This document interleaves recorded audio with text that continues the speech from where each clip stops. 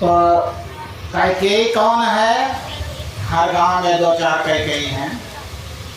जो दूसरे के कहने में आ जाए उसी को कैकेयी कहा जाता है। जो दूसरे के सलाह करने में आ जाए, दूसरे की बातों में आ जाए, अपने विचार से कार्य ना करे, उसे कैकेयी कहते हैं। और मंथरा किसे कहते हैं?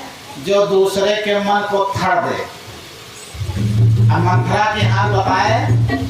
एक पत्नी अपने पति की खूब सेवा करती थी, खूब मानती थी, जानती थी, कपड़ा धोते थे, जूता तक पहनाते थे जब वो निकलने लगे ऑफिस को, बड़ी सेवा करती थी। एक पत्नी उसके बगल वाले देखे तो कहा इन दोनों में कैसे भिड़ाएं। जब उसका पति चला जाए तो कहा बहनी तुम जितने सेवा करे हो उतने मत बढ़ो, मोड़े चढ़ो नहीं। बताओ, अरे कुछ हमें अपने हाथे फूटे करे जो तुम तेल लगाओ थे, उनके पाँव दबाओ थे, वो तो मेहनत करते हैं, वही थोड़ा करते हैं, ऐसा ना करो। कहीं काहे ना करिए, खुश रहते हैं। कहीं जितने करबो उतने अवसर वाले हैं। या देखो हमारे, देखो हमारे पति कितना शुद्ध रहा था, कितना सही रहा था। अच्छा, वो रोज कहने लगी। कौन कहने लगी? मंथरा। कौन सी थी? हर गांव में दो चार मंथरा होती हैं, जो वो देखे पत्नी में खूब जमता है तो वो यही करती हैं। लेकिन वो पत्नी नहीं मानी, वो अपने पति की सेवा करती रह गई। कितना भी वो समझाई, नहीं मानी। अब वो दोनों से बोल चाल कर ली, उसके पति से बोलने लगी। उसके पति से क्या कही? कही ऐसा है कि तुम्हारी पत्नी अगले जन्म की कुतिया है। तो कहीं कैसे पता है? कहीं जब रात में तुम सोते हो तो तुम्हारी देहिया चाटती है, तुम्हारा हाथ पैर चाटती है, और कुतिया का काम होता किसी को चाटना। और पत्नी से क्या कही? तुम्हारा पति अगले जन्म का लोनिया है। कहीं कैसे? कहीं उसके हाथ पैर को चाटोगे तो नमखा लगेगा। इस जन्म में ब्राह्मण के कुल में पैदा हो गया है और वो लोनिया जात का था। उसकी माँ जो लोनिया के पास रहती थी, वो लोनिया का लड़का है।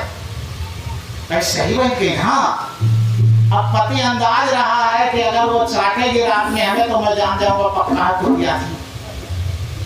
और पत्नी सोची जैसे इनके नींद लगे तुरंत हम चाट कर देखें, वास्तव तो नहीं लोनिया का लड़का है।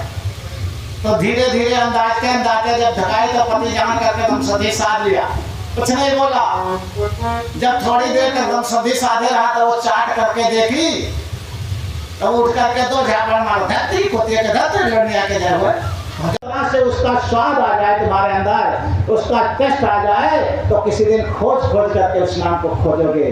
अगर उसका नाम को लेगे नहीं, उसका टेस्ट ही नहीं लोगे तो कैसे पता चलेगा?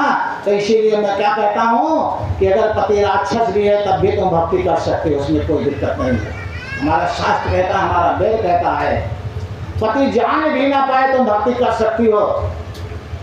एक बात बताओ, हम मन में क्या रखे पति को मालूम है? नहीं।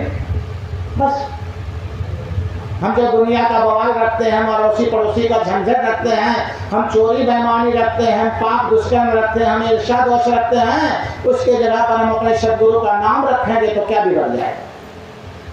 बताओ, इससे आसान और कौन सा भक्ति हो सकता है? कुछ भी नहीं हो सकता है। लेकिन हम संसार के संताप को रखेंगे अंदर, लेकिन प्रभु के नाम को अंदर नहीं रखेंगे। ये बताइए कितने जन्मों का पाप है जो नहीं कट रहा है? इतना सरल से सरल और कोई संत महात्मा क्या समझा देगा लोगों को?